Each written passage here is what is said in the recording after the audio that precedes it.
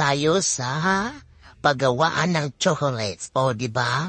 Andito pala ako ngayon sa factory ng paggawaan ng chocolate dito sa Pusanggalang. Di ko alam kung saan lugar to. Tapos yun na, nilagyan mo yung mga kukuha ba yan? Tapos mix na, mikos. Tapos nilagyan ng crude oil. Ano ba yan? Unleaded? Nilagyan ng unleaded.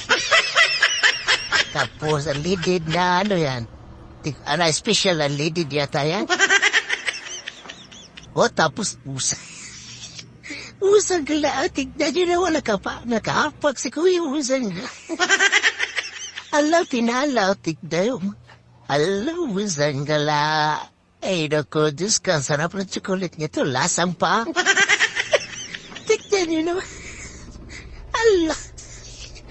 Ay, mapapamura ka na lang. Ayan namin, next na mga kabisya,